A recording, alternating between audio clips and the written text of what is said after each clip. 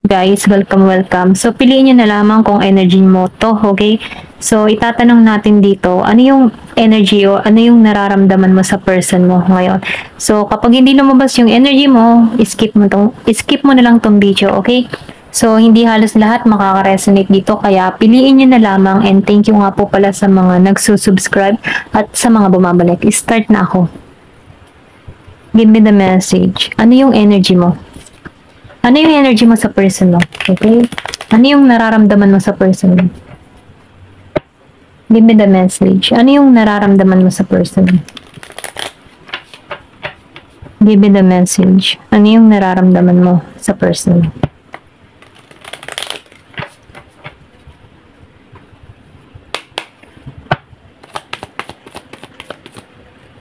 Two of Wands reverse. So, nakikita ko dito, no, yung iba sa inyo, nasa bahay, okay? Kumbaga, meron kang mga plano na delay, okay? Hindi halos lahat sa mga karesme dito. May mga plano ka para sa person mo, pero na-delay, or pwede rin sabihin na iniintay mo pa rin tong tao neto, okay? Kumbaga, nakikita ko dito na gusto mo pa rin magtagumpay tong connection na to. Umaasa ka pa rin dito. Pero nakakaramdam ka din minsan dito ng takot ka sa pagbabago. Okay? Kumbaga nagde-daydreaming ka dito na minsan sumasagi sa kaisipan mo, sana kami pa rin sa bandang huli. Sana magbago pa rin tong person ko. Sana, sana, okay? So, hindi halos lahat makaka-resonate dito. Meron kang mga desisyon na kinakaharap. Okay? Ito lang yung nafe-feel ko sa'yo. Pero ganun pa man, andito ka sa moment na nasa bahay ka, okay? Or pwede rin sabihin ang trabaho mo online, at home, sa trabaho ka sa bahay ka nag-work. Ito lang nakikita ko sa'yo, no? Yung iba naman sa inyo, gusto mong makaranas or maka-experience ng adventure kasama tong person mo. Gusto mong maging success. Gusto mo magkaroon ng oportunidad uli para sa person mo, okay? Mapababae o mapalalaki. Ito lang nakikita ko. So, piliin nyo na lang kung energy mo to, no? Meron ditong Aries, Leo, Sagittarius. Kumbaga, hindi ka pa rin nawawala ng pag-asa na isang araw magsasama pa rin kayo ng tao mo. Ayan. Meron dito na Leo. And then, yung iba naman sa inyo, no? May pag-aalinlangan ka, especially kay Leo. So, ikaw nag-aalinlangan ka sa person mo. Kumbaga, nagiging kang mahina para sa tao mo. Pwede rin sabihin kaya ka nagiging mahina or nag-aalinlangan dito dahil sa sakit na binigay niya sa'yo, no? Or sa experience na pinaranas niya sa'yo. So, ikaw, nakikitaan ko dito na takot ka nang umasa para rito, takot ka na sumugal muli, okay? Marami kang doubt sa sarili mo para sa tao mo. Kumbaga, marami kang gunam-gunam na nararamdaman sa sarili mo na ay baka mamaya, yung bagang ganun, okay, yung tipo na ay baka mamaya ay hindi baka mamaya maloko ulit ako, ay baka ganun. Hindi kita masisisi sapagkat na-experience mo yung masakit na naranasan mo sa tao mo, kaya meron ka ng pag-aanilangan, meron ka ng question mark para sa tao mo, pero ganun pa man isa na rin yung sign para nag-iingat ka, kumbaga isa na rin tong sign dahil iniingatan mo na yung sarili mo, okay? So, nafe-feel ko sa'yo, hindi ka na muli magpapaloko. Ayan. Give me the message. Ano pa yung mensahe? Ano yung energy mo sa person mo? So, ikaw dito, yung iba sa inyo, meron kang minamanifest na bago. Okay? Gusto mo new person para sa sarili mo. And then, nakikita ko rin dito, meron ka pa rin desire. Okay? Yung iba, may desire ka. Yung iba, may desire sa person nila. At yung iba naman, nagmamanifest ka ng bago. Pwedeng sabihin natin, minamanifest mo yung totoong magmamahal sa'yo. Or pwedeng sabihin na mas nakatuon ka ngayon sa financial mo, no? Ito lang yung nakikita ko. Meron kang kakayahan, lakas ng loob. Then, nafe-feel ko din sa'yo, independent ka sa mga bawat hakbang na ginagawa mo. Yung bang tipo na, ikaw yung tipo ng tao na kung nandiyan yung person mo, ay di okay, at kung hindi naman, at kung wala naman, ay okay lamang din. Kumbaga, kaya mong maging single forever at kaya mo rin namang maging may karelasyon, okay? Kumbaga, ikaw, nakikitaan ko dito na kaya mo pareho, kahit wala or meron. Ito lang na-feel ko sa'yo, no? So, kaya mo i-create yung mundo na gusto mo para sa sarili mo. Give me the message. Ano pa yung energy? Four of Pentacles. Then, yung iba naman sa inyo, nakikita ko dito ng Virgo, Capricorn, Taurus. Nagiging kang madamot person mo, sorry. nagiging kang madamot para sa sarili mo. Kumbaga, ikaw, nagiging kang madigas. Especially, kay Virgo, Capricorn, and Taurus. Ayaw mong magpakontrol muli or pwedeng sabihin, mas gusto mo na ikaw yung hahawak ng isang relasyon. Kung gusto mo, ikaw yung control mo ang sitwasyon. Ito lang napipil ko kasi ayaw mo maging mapagbigay sa tao mo. Okay? Ito lang napipil ko, no? Nagiging kang madamot dito. Kumbaga, naging kang makasarili para sa sarili mo, okay? Ayaw mo itong pagtuunan ng pansin, maybe dahil sa mga ginawa nito or maybe pinagdamutan ka din ng tao nito. Kaya ikaw, ganun din yung sinusukli mo rito. Nagiging kang yung tipo na masungit sa tao mo or hindi mo to pinagtutuunan ng pansin. Kung isa ka man lalaki, no, deadma ka na lang muna sa person mo. Parang, di wag, ganun, okay? Kung ayaw mo, di wag, ganun yung energy mo, okay? Give me the message. Ano pa yung mensahe? Meron ditong 7 of Pentacles reverse. So, nakikita ko rin dito, no? Especially earth sign. So, ikaw, nakikita ko dito na disappoint ka sa tao mo. Okay? Nakaranas ka ng disappointment dito. Kaya nagiging kang mabagal. Ayaw mo na itong trabahuhin. Kumbaga, nagkaroon dito ng lack of growth. Hindi naglago ang bawat isa. May pagkukulang ang bawat isa. Ito lang yung nakikita ko. Okay? So, nafe-feel ko din dito, no? Nawala yung yung attention mo or yung iyong interest dito sa tao mo. Mas pinagtuunan mo na lang ng pansin yung sarili mo, yung paglago ng kabuhayan mo, mas nakatuon ka sa stability mo. Ito lang na-feel ko. So ngayon, dahil na-disappoint ka sa person mo, no, hindi ka balance eh. Pwede rin sabihin, meron kang na-experience sa tao mo na sobrang unbalanced, hindi balance eh. Kumbaga, hindi siya organized, hindi maayos ka no, kasama, or pwede rin sabihin, nahut-hutan ka, naubusan ka ng pera dito, okay? Ito lang yung nakikita ko. Kumbaga, merong kaibahan sa inyong dalawa, pwede, for example, no, materialistic tong person mo, magasta, at ikaw naman ay matipid. So, ikaw, hindi mo nakikitaan tong tao mo ng pang long term, okay? So, nabibili ko dito, inalisan mo to eh, kasi hindi balance eh. Ayan. Give me the message. Ano pa yung mensahe? The Devil reverse. Pero ganun pa man, nakikitaan ko dito na tinanggalan mo to, okay? Pinalaya mo yung sarili mo. Meron dito Capricorn. Ikaw, nakikitaan ko dito na pinalaya mo yung sarili mo sa person mo. Gusto mong maging malaya para rito. Tinanggalan mo to.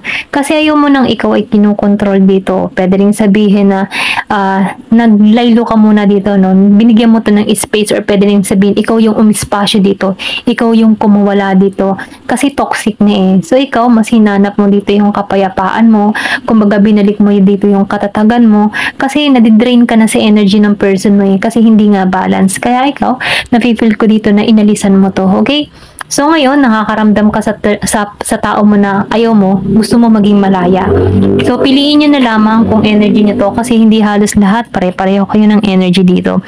And then nakita ko rin dito, yung iba sa inyo, mas gusto mo yung bagong simula para sa sarili mo. Kumbaga, andito ka pa rin sa moment na naasa ka ng pagbabago. Kasi andun pa rin yung pagiging mong inosente.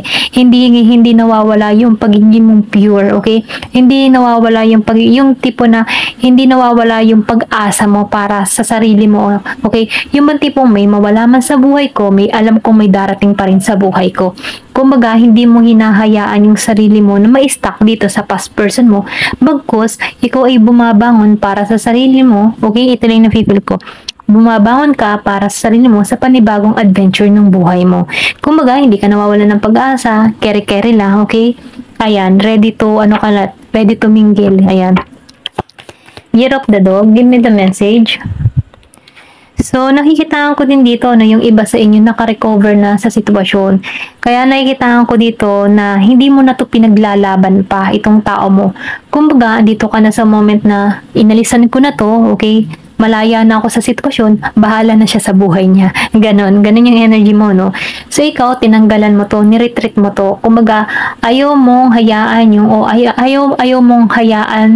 lakas, or ayaw mong bigyan to ng, yung mga tipo na ayaw mong madrain yung energy mo dito, ayaw mong ma-stuck sa isang sitwasyon. Pwede rin sabihin, nung nagsasama kayo dito, stuck ka eh, okay, controlling ka. Kaya ikaw na, nagkaroon ka ng kalayaan dito, or pwede rin sabihin, naka-recover ka sa sitwasyon, sa ginawa ng person mo, no? Kaya ikaw, ready ka na sa bagong simula. Ayan. Give me the message. Ano po yung mensahe? So, nakikita ko rin dito, no, undecided ka para sa person mo. Okay? Yung iba sa inyo, nag-overthinking pa, humahanap ka pa rin ng totoo para sa person mo, umaasa ka pa rin dito, okay? Kumbaga, no, gusto mong malaman yung katotohanan. Kumbaga, maybe, binibigyan mo pa rin to ng second chance. Gusto mong magtapat sa'yo yung tao mo, gusto mo sa kanyang bibig mo magmula yung totoo, ganun. Kumbaga, humahanap ka pa rin ng katotohanan. Meron kang mga tanong dito na gusto mong malaman, na gusto mo sa kanya magmumula yung sagot. Okay? Yung iba ha, Gemini, Aquarius, and Libra. So, meron itong Queen of Cups. So, ikaw, nafe-feel ko dito na andito ka sa moment na minamahal mo yung sarili mo. Andun ka sa emotional matured ka. Alam mo yung pagkakamali ng person mo, pinalaya mo na to, pinatawad mo na to. Kumbaga, ikaw, inuunawa mo yung sitwasyon. Then, ang balik nito ay minamahal mo yung sarili mo. So, ikaw, nagiging kang loving, caring para sa sarili mo, pinupuno mo yung cups mo. Then, nakikita ko rin dito, no, malakas yung iyong pakaramdam. So, ikaw, nafe-feel ko dito, yung bang tipo na mapagmahal kang tao, kaya hindi ka mahirap mahalin. Ito lang nakikita ko, no. Meron dito, Cancer, Scorpio, Cancer, and Pisces, pero malakas ang Cancer. Ito lang yung nakikita ko sa'yo. Ikaw yung tipo ng tao na caring, mapagmahal, mapag-orga. And then, nafe-feel ko din dito yung pag-ibig mong impact. Yung bang tipo na feel mo yung energy ng tao, or pwede rin sabihin na nararamdaman mo kapag malungkot yung tao, lalo na pag malapit sa'yo, ikaw na yung gumagawa ng action. Kumbaga, hindi na kailangan magsalita sa'yo. Kumbaga, bagkus ikaw ay nagkukusa.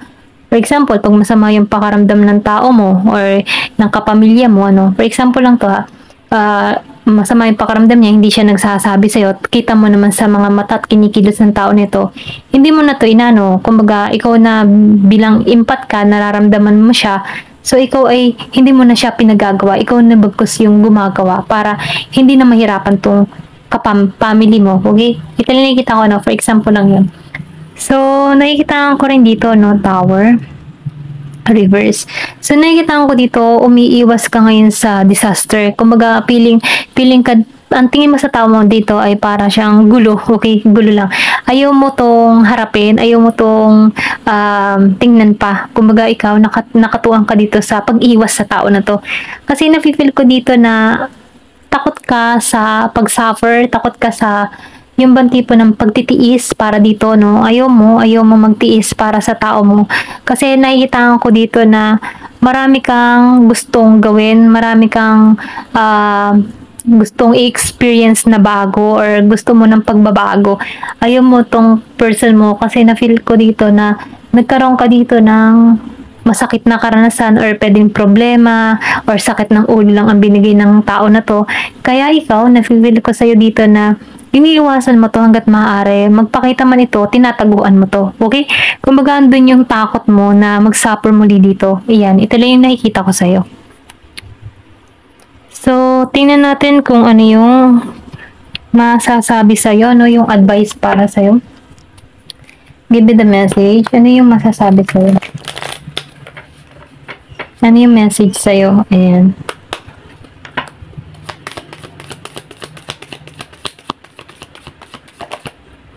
Truth. So, nakikita ko din dito, no? Ikaw yung tipo ng tao na nagiging totoo sa gusto mong mangyari. Nagiging totoo para sa sarili mo. Hindi ka plastic, okay? Once na meron kang ginusto, ay talagang gusto mo. At once na galit ka din sa isang tao, ay sinasabi mo din, okay? Prangka kung prangka, okay? Ito lang na-feel ko sa'yo. Makikita sa mga mata mo ang katotohanan or pwedeng sabihin, kapag ikaw ay kinakausap, ano, gusto mo ay mata sa mata, okay? Ayaw mo sa taong naiwas yung mata, ganun. Pag kinakausap, kasi nababasa mo kung ito ay nagsisinungaling o hindi, or pwedeng sabihin, ganun ka tumingin, ano, ganun yung basihan mo. Kapag ang isang tao ay kinakausap mo at hindi to tumitingin ng diretso sa'yo, ibig sabihin na may pagsisinungaling na ginagawa to. So, ikaw, nakikita mo sa mata. Ayan. Gusto mo yung katotohanan. Ayaw mo ng taong sinungaling. Maybe, galit ka din sa taong sinungaling. Okay? Ito lang yung nakikita ko. Give me the message. Ano pa yung mensahe sa'yo? Kasi nakikita ko dito, hindi ka takot magsabi ng totoo kahit ikapapahamak mo to. Basta naging totoo ka para sa sarili mo. Reunion. Yung iba naman sa inyo na nafe-feel ko dito na meron kayong soul ties ng tao nito. So may pagkikita dito. Kahit iwas-iwasan mo to, no? Kung talagang kayo, okay? So si Tadhana na yung kikilos, kaya ipagpaubaya mo na lang kay Tadhana itong tao mo. So ego, meron ka dito tao na ma-ego, or pwede rin sabihin ikaw, no? Kasi ano yung mensahe sa'yo, ang tanong natin. So, nafe-feel ko dito, nagiging kang ma-pride, ma-ego para sa tao mo, dahil alam mo kung paano irespeto yung sarili mo.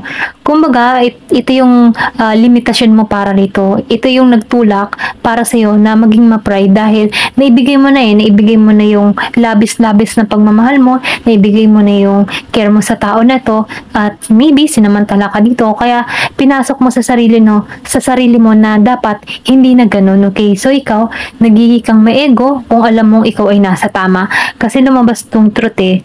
So, nafe-feel ko dito, no, sa pagiging mong ma-ego or ma-pride, kasi alam mo na yung respeto yung sarili mo, alam mo yung hangganan mo. Meron dito, tutungo, pwedeng humingi ito ng tawad sa'yo, or pwedeng sabihin na, sabihin ito yung totoo. Ayan. Comfort zone. So, nakikitaan ko dito, no, meron ka ditong person na clingy. Kumbaga, siya yung tipo ng tao na yung bang mga sinasabi niya talaga yung mga gusto niya sabihin, mga ganun. So, nafe-feel ko dito, no, meron ditong nakakaramdam or nakakamiss sa'yo, okay? Ito lang nafe-feel ko, no, kasi masyado tong clingy, madikit, mga ganyan.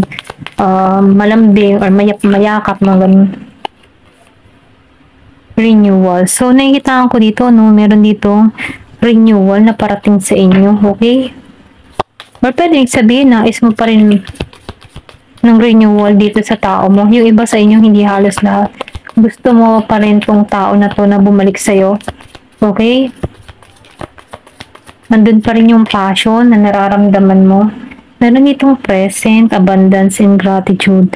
So, ngayon, nakikitaan ko dito sa moment na to, no, na nafe-feel mo na dito yung abundance na nararanasan mo, abundance para sa sarili mo kasi inaalaga at minamahal mo na yung sarili mo, or pwede rin sabihin na umaayos at gumaganda ang takbo ng pamumuhay mo, lalo-lalo na yung financial mo. Kaya ipinagpapasalamat mo dito yung mga bagay o biyaya na nare-receive mo. Kasi yung abundant, pwede rin sabihin na lumalago ka bilang isang tao, abundant ka para dito, okay?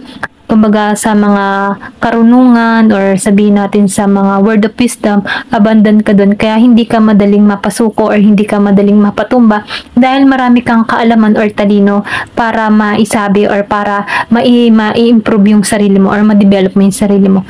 Kumbaga, no, nafe-feel ko dito na nagmamature ka, nag-grow ka, at ito yung pinagpapasalamat mo. Okay?